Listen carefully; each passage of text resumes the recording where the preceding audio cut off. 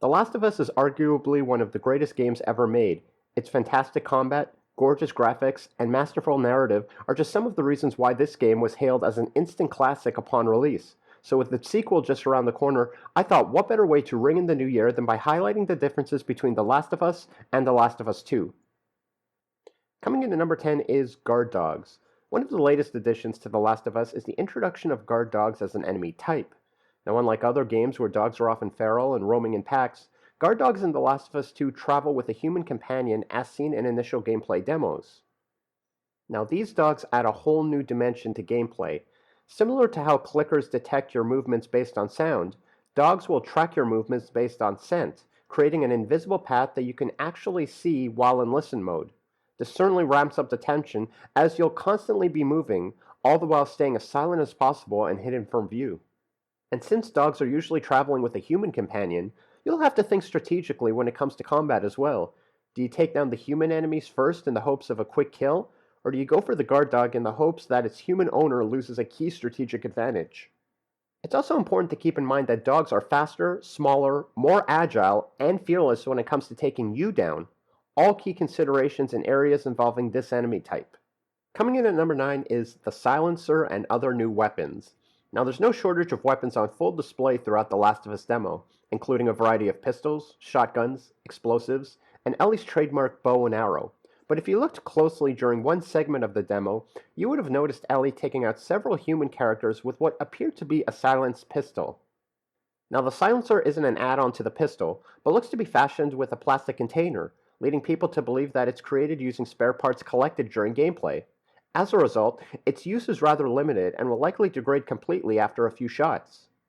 While this presents an obvious advantage during gameplay, as infected and humans won't hear your shots, the silencer add-on can only be used sparingly, and with bullets few and far between in general, players will need to take extra special care on which enemies to kill with this feature in any given situation. Coming in at number 8 is new enemies. Now, not much has been revealed in the months leading up to The Last of Us 2's release, but we do have some details with respect to new enemies in the game. Aside from the return of the runners, stalkers, clickers, and bloaters from the first game, The Last of Us 2 introduces a new form of infected known as shamblers. These hulking tanks appear slow but pack an enormous punch. Not only can they take a beating when it comes to bullets and explosives taking them down, but Ellie will also have to keep her distance as shamblers have the innate ability to explode a toxic cloud of spores at any given moment, rendering her injured with her view obscured. Players will need to pay attention and be quick on their feet if they have any chance of taking down these hulking beasts. Also, while not a new enemy type per se, there are inklings from trailers and demos of a mysterious cult that will present new challenges as well. Coming in at number 7 is the improved crafting systems. Now, at its core, the crafting system hasn't changed all that drastically since the previous game, but there are some marked improvements to note. The first of which is the aforementioned silenced pistol that I spoke of earlier, allowing players to shoot enemies silently and avoid detection. A second new weapon is exploding arrows, which can be crafted using spare parts and other various materials. While explosives were limited in the first game to Molotov cocktails, smoke bombs, and jerry-rigged grenades, the explosive arrow function is a logical and welcome addition to your weaponry, and I'm hopeful to be the first of many. One notable thing that I found impressive that's not really relevant to the overall gameplay is that when you reach a workbench and improve your weapons, you see Ellie physically take out the weapon selected and improve its capabilities. Again, doesn't affect much overall, but a nice touch nevertheless. Coming in at number 6 is enemy AI. One of the highlights of the first Last of Us was the expertly crafted enemy AI throughout.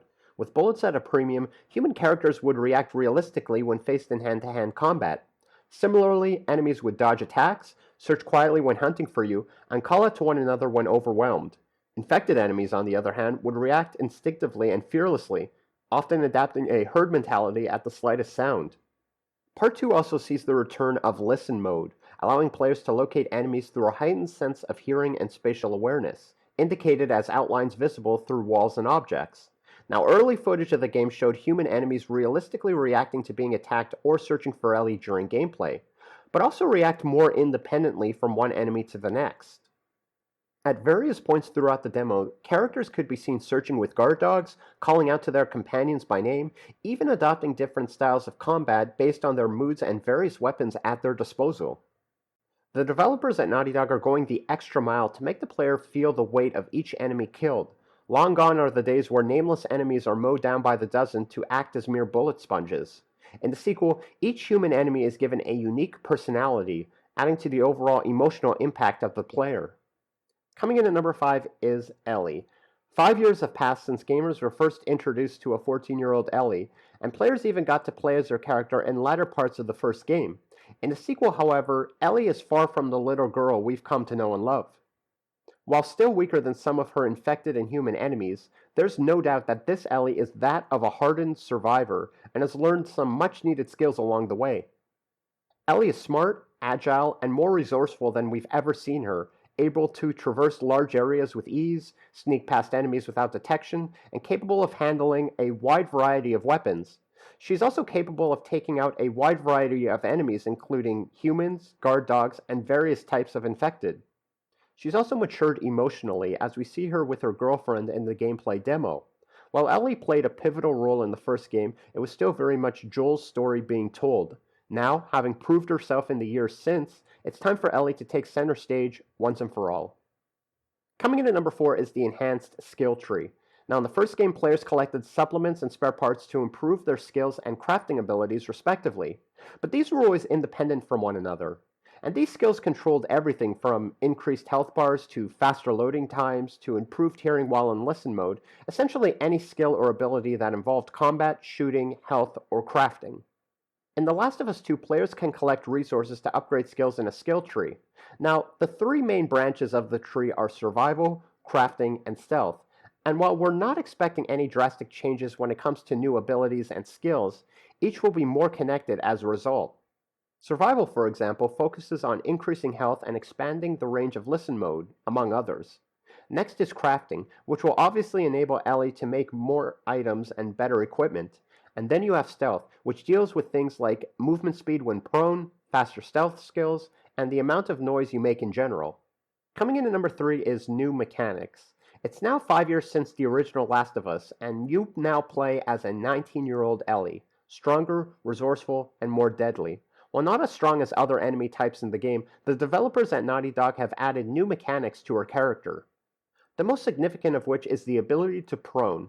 During the demo, Ellie can be seen in one area crawling amidst tall grass for cover, and to quietly get from one side of the area to the other. Other improvements include her ability to get through tight spaces and the ability to jump, a glaring omission from the first game. The addition of these abilities allow for more diverse interactions between Ellie and her environment, as well as other NPCs in the game, making for a more dynamic experience overall. Coming in at number 2 is the new story. In the first game, a fungal pandemic has rendered humanity all but extinct. Most of the surviving remnants belong to militia groups, are held up in militarized quarantine zones, or little pockets where humanity is struggling to rebuild.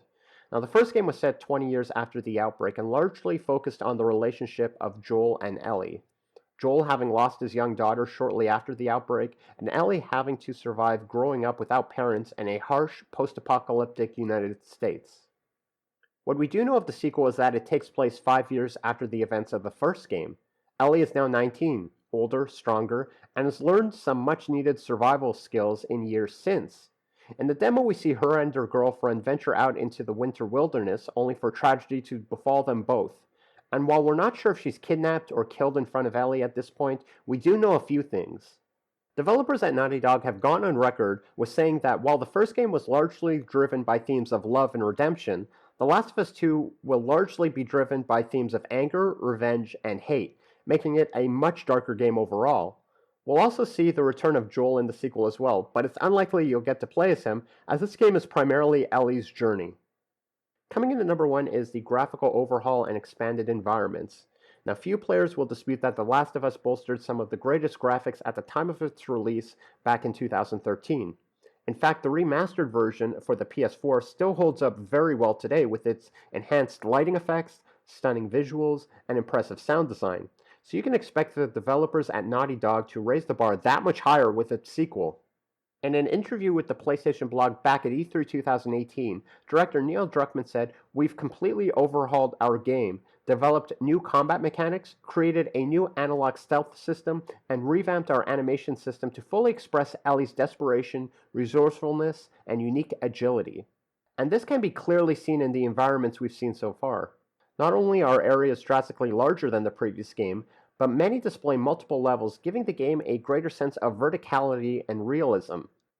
Developers have also gone on record with saying that the ways in which Ellie and enemies interact with their environments has drastically increased as well.